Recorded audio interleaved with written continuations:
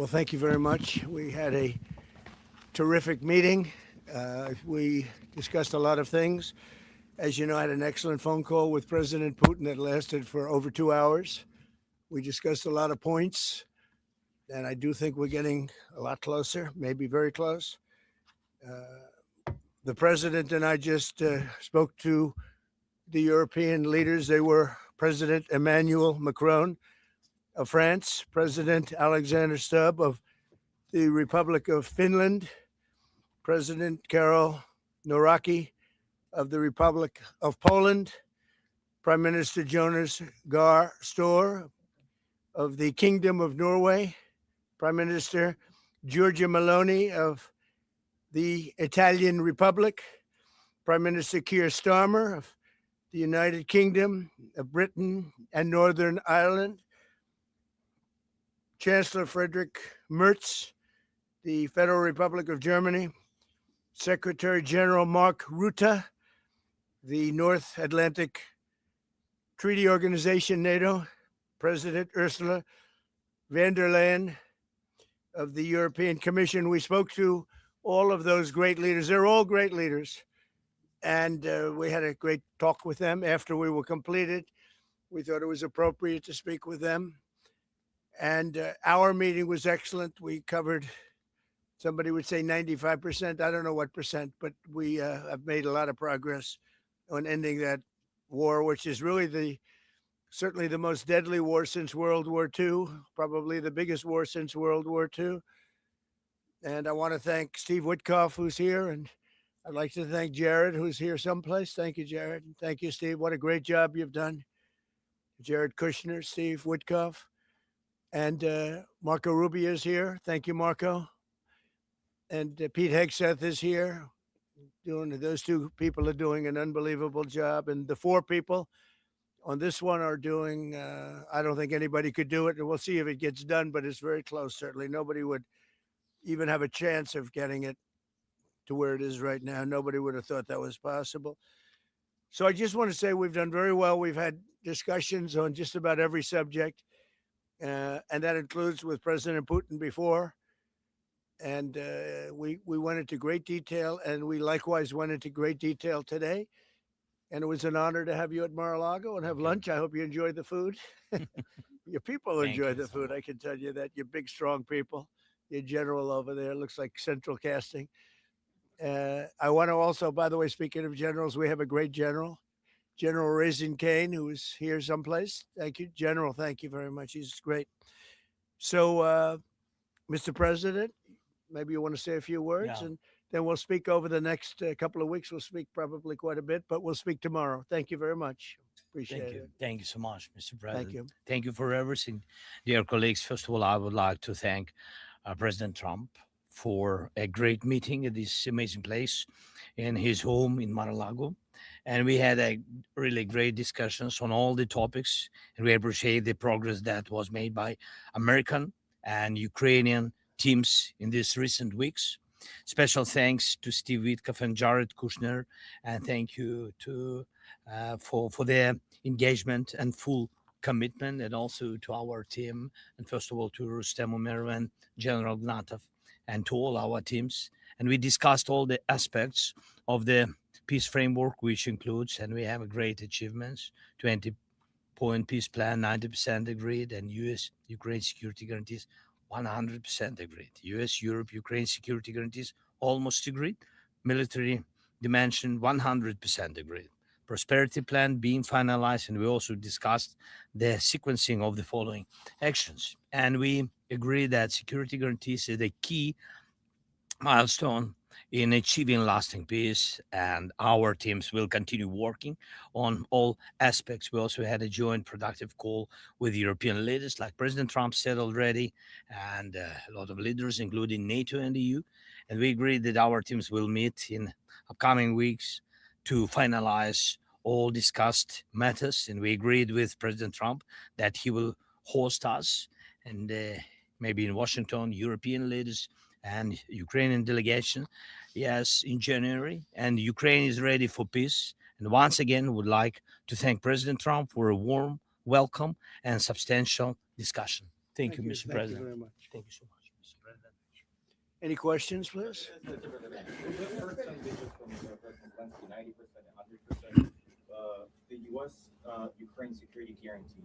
What number are we at right now? Well, I think look, you can say 95%, but I don't like to say percentages. I just think we're doing very well. We could be very close. There are one or two very thorny issues, very tough issues, but I think we're doing very well. We made a lot of progress today, but really we've made it over the last month.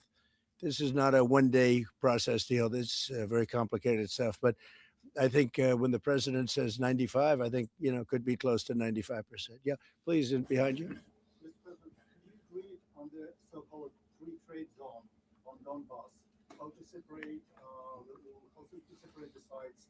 How to make the separation line? Who will be responsible? The word agreed is too strong. I would say not agreed, but we're getting closer to an agreement on that, and that's a big issue. Certainly, that's one of the big issues, and I think we're closer than we were. Probably it's unresolved, but it's getting a lot closer. That's a very tough issue, but one that I think will get resolved. Yeah, please. We are receiving some mixed signals coming from Moscow, even after this talk. Can you assure us that you have received written or a formal response from them? Well, what was the issue? You have to tell me. What did they say? They are telling that Ukraine has to give up Donbass. Very recent statement. Well, that's what they've been asking for, and there's a dispute about that. So they're going to have to iron that out. That's an issue they have to iron out. But I think it's moving in the right direction.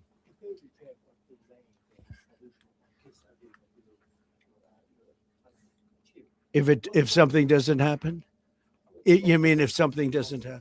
Yeah, go ahead. No, go ahead. You were going to finish your question. Well, we'll see. Look, we'll see. But I don't want to talk about that because I think we're getting pretty close. Yes, please. Please. Yes, about territorial question, Mr. President, what is your take on Donbass status? Are you prepared to see it as a free economic or demilitarized zone? No, we spoke about 20 points plan, and I'm happy that really our teams very close to results. And I agree with President Trump that our teams work not one day and not one week, more than 1 month, beginning from Geneva, then 2 meetings in Miami, then we had Berlin, and now we have Mar-a-Lago. So this is a very difficult question. You know our position, so it's, we have to respect our law and our people. We respect the territory which we control. And of course, our attitude is very clear. That's why President Trump said this is a very tough question. And of course, we have with Russians different positions on it.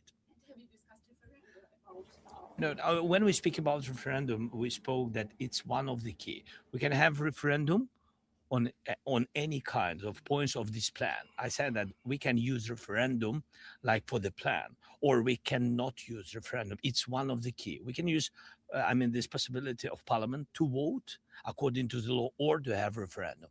Doesn't matter. This referendum, if the plan will be very difficult for our society, very difficult, of course, our society has to choose and has to vote because it's their land, the land not of one person, it's the land of our nation for a lot of generations. They'll probably have to get their plan approved by parliament or by referendum of the people. You would think that they want, I know they had a poll that it's 91% in favor of ending this war. So they want to end it like everybody wants. Russia wants it ended. Everybody wants it ended. So, and we want it ended. I want it ended because I don't want to see so many people dying. We're losing, massive numbers of people, the biggest by far since World War II. So we want to see it ended. Absolutely. President, Yes. so you said at the top that you plan to speak again tomorrow. Is that correct? I might. It depends on what happens tomorrow. If there's an additional something to add, otherwise there's no reason to. We're in the process. Jared and Steve are working very hard to get something done. And if there's something that comes up, I'd speak. But otherwise, I don't think there's any reason to. In your mind, sir, what are the thorniest issues still unresolved after the? Well, I think the land you're talking about. Some of that land has been taken. Some of that land is maybe up for grabs, but it may be taken over the next period of a number of months. And you're better off making a deal now. Look, let me tell you, they have been very brave. They fought very hard and continue to fight very hard. and do tremendous damage. But Russia would like to see it end, and Ukraine would like to see it. And I think it's time to end. And a lot of very brave people, a lot of people that are dead right now, unfortunately, because I've said, and nobody's disputed it, that if the election weren't rigged and stolen, 2020, you wouldn't have had this war. It would have never happened. And it didn't happen for 4 years. Never was even thought to happen. And I spoke with President Putin. I got along with him very well, despite the Russia hoax, which was a total hoax. He used to say, "What is going on over there?" But it was a total hoax, as he knew and as I knew. But I spoke to him, and we'd talk about Ukraine. I've said it before. It was the apple of his eye, but he wasn't going to do anything about it. He didn't do anything about it until I was gone. And then a lot of really bad statements were made by people, by a lot of people, I guess, but by a certain president that we had who was a disaster. Yes. Do you anticipate going to Ukraine if you can get to an agreement? And I know I'd have you no said problem earlier- with doing it. I have no problem with doing it. Don't anticipate it. Would like to get the deal done and not necessarily have to go. I've offered to go and speak to their parliament. And, if that would help, I don't know if that would help. I think it would probably help, but I don't even know if that's. You're welcome. Yeah, no, I know. Always. So I'm not sure that it would be really necessary. But if it would help save 25,000 lives a month or whatever it may be, I would certainly be willing to do that. Yeah, please. No, behind you. Where are you from? From Ukraine. Good, I had a feeling. Good. How about Zaporizhzhia nuclear plant? Have you started working? On what? Zaporizhzhia nuclear plant. Yeah, we discussed that at length today. As you know, it's in pretty good shape. It can start up immediately, almost immediately. And it's one of the things I discussed with President Putin.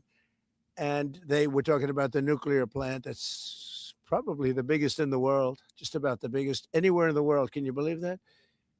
And President Putin's actually working with Ukraine on getting it open. He's been very good in that sense. He wants to see that open. And he hasn't hit it with missiles, hasn't hit it with anything. It's a big danger to do that for everybody. But they're working together to try and get it. It can open very quickly. It's in pretty good shape. And the people there have been there for years. The people there running it, they have 5,000 people in that plant. Can you believe it? I learned that today. 5,000 people. It's the biggest plant of its kind in the world. And they're working together to get it open. They could maybe get it open quickly. That's a big step when he's not bombing that plant. It's a big step.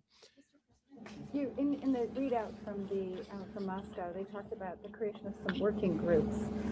Yes. That would be set. Can you tell us about what those working groups Sure. would entail? And also, if you wouldn't mind, what is the message that you will give to Putin when you speak to him after your meeting? So here? the working group is going to be composed of Steve Witkoff, Jared Kushner, General Raisin Kane, Marco Rubio, and a few other people that we're going to be putting onto it. I think Pete Hegseth should be in that working group.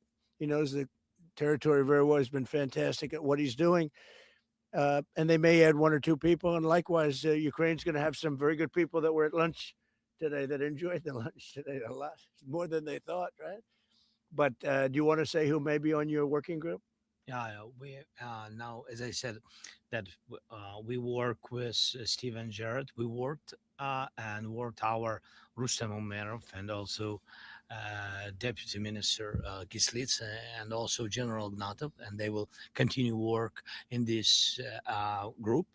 And of course, if we will go further, and I hope that really we will have decisions in January, as I said, about all these documents, 6 documents. And of course, we will continue work on this so they know what to do. Yes. And that working group, by the way, importantly, will also then be working with Russia. Okay? Because to work with ourselves doesn't really solve much of a problem. So they'll be working with Russia. Yeah, please. This morning you weren't a deadline guy. How long do you think it'll take to get this last little bit, as you say, finished? What are we talking So about? if it went really well, maybe a few weeks. And if it went poorly, longer. And if it went really poorly, it's not going to happen. That would be a shame. There's that chance also. It's possible it doesn't happen. But in a few weeks we will know one way or the other, I think. But if it went really well, but it could also go poorly. I mean, we could have something where one item that you're not thinking about is a big item breaks it up. Look, it's been a very difficult negotiation, very detailed. It's funny, I settled 8 wars. Some were going on for 35 years, and we got them settled in a couple of days. Some of them, one was going on for 37 years. I settled it in 1 day. But this is a very complex one. What the bad No, I think outcome we'll is. get it done. I don't want to say when, but I think we're going to get it done. Yes, ma'am. Mr. President, you in the past have suggested a trilateral meeting between both President Putin and Zelensky. Is Right. that something that is also on the docket? I see that happening, sure, at the right time. I saw a very interesting President Putin today. I mean, he wants to see it happen. He wants to see it. He told me very strongly. I believe him. Don't forget, we went through the Russia hoax together. And he'd call me, I'd call him, I'd say, can you believe the stuff that they're making up? And it turned out we were right. They made it all up. And despite that, we didn't get into wars and we didn't get into problems, but we weren't able to trade very much or any of that, which was a shame because, a lot of success could have been had by trading with Russia. They have great land, great minerals and other things. And we have things that they want very badly. But the Russia hoax, which was a terrible made-up fictional thing by Crooked Hillary and by Adam Shifty Schiff and bad people, sick people. They made it up. It was all a made-up hoax, but it kept us really from dealing with Russia, kept Russia from dealing with us. So, but despite that, we got along, and I don't know. I think we're going to get there. I know him very well. I think we're going to get there. Discuss any time, location, meeting place? Yeah, for a we're potential discussing a lot of things. No, look, I was on the phone with him for almost, I guess, 2.5 hours. They're just telling me now. It's a long time. We discussed a lot of things. We didn't talk about the weather. We weren't talking about what a beautiful day it is in Palm Beach, Florida. Yes. Trump, President Zelensky mentioned maybe a meeting with European leaders back in Washington. Would that be in the next few weeks? Well, in Washington or someplace, yeah. These leaders that I just read, these are great people. They've spent a lot of money on helping Ukraine. And look, they're doing it for themselves also, meaning their country, because Ukraine's a very important country for them in particular. For us, it's very important. To me, it's the lives. We're thousands and thousands of miles. We're protected by a thing called the Atlantic Ocean and lots of other places, to be honest. And they're not, they're right there. But we're working together with them as we should be. But I'm doing it to save lives. We're not spending any money. Biden gave $350 billion away. And the president was nice enough to give us a contract to take out rare earth and things. So we'll see how that all works out. We have a contract, but we appreciated that. He was very good. But we'll see how that works out. But if you think about it, we're going to have, I really believe we're probably, Mr. President, by far closer than ever before with both parties. We had sometimes when he was close and President Putin wasn't. Then when President Putin was close and he wasn't, you saw that in the White House. But I think they both want to see it happen. In your conversation with You're saying that you've said multiple times that you want to stop the killing, and nearly 100 American citizens died in Ukraine over that. Yeah. What's your message to their families whose loved ones died? Well, look, I mean, the message is so obvious. It's what a shame. They died in a foreign country. And some are celebrated people. They're very celebrated. But so sad that a thing like that would happen. Yes, ma'am. Obviously, security is a major issue for the Ukrainians. Right. Did you offer any promises, any assurances today? Well, I did. We want to work with Europe. And Europe is going to take over a big part of it, as you can imagine. They're right there. But we're going to help Europe 100%, like they'd help us. Yes, ma'am. You were going to say something? Yeah, I was just going to ask, when your conversation. Who are you with? Andrea Shala with Reuters. That's what I thought. Yeah. So in your conversation with President Putin, did you discuss what responsibility Russia will have for any kind of reconstruction of Ukraine post did. an agreement? I did. They're going to be helping. Russia's going to be helping. Russia wants to see Ukraine succeed. Once it sounds a little strange, but I was explaining to the president, President Putin was very generous in his feeling toward Ukraine succeeding, including supplying energy, electricity, and other things at very low prices. So a lot of good things came out of that call today. But they were in the works for 2 weeks with Steve and with Jared and Marco and everybody. Did Russia agree, or did Putin agree to a ceasefire to allow a referendum to take Not a place? ceasefire. And that's one of the points that we're working on right now. No, not a ceasefire. He feels that, look, they're fighting and to stop, and then if they have to start again, which is a possibility, he doesn't want to be in that position. I understand that position. The president feels strongly about that or something, but I think we're finding ways that we can get around that. But I understand President Putin from that standpoint. You have to understand the other side. And, I'm on the side of peace. I'm on the side of stopping the war. So, but I think that's a problem that's going to get solved. Yeah. Would people who live outside of Ukrainians who fled during the war be allowed to participate in the referendum? What do you mean, people where live? The I mean, people that left. refugees So who fled to Poland and Germany. if we speak about the people who are abroad, who are not on the territory of Ukraine, you mean that in Poland, in Germany, we have millions of people. Yeah, they have a referendum in the same of elections, in the same way how people come and vote. They have rights for this, and of course they have to come. That's why if we will come to referendum, yes, if we will come to such decision, people need infrastructure for this, and it's not simple. And that's why we spoke about it. It can't be in one day, very quickly. It's difficult because we need infrastructure. When you have millions of people, you have to build it in Europe, mostly in Europe for today. President Trump, I know you sound an optimistic note here, but what happens in a few weeks if things sputter? What are you prepared to do? They keep fighting, and they keep dying. No good. But if things don't happen, they keep fighting, and they keep dying. And we don't want that to happen. He doesn't want it to happen. President Putin doesn't want it to happen either. Okay. Thank you very much, everybody. Thank you. Appreciate it. Great. Thank you. Thank you. Thank you. I don't know. Was it a good lunch? There's no lunch. He walked in. He said, "This place is gorgeous." I don't think he wants to go to the White House anymore. That's the problem. I'm ready to go to the White House. I know. We are. It is. Always. The White House is a very special place, and so is this. I hope you enjoyed it. Thank you very much. Thank you so much. Thank you, sir. Thank you, sir. Thank you.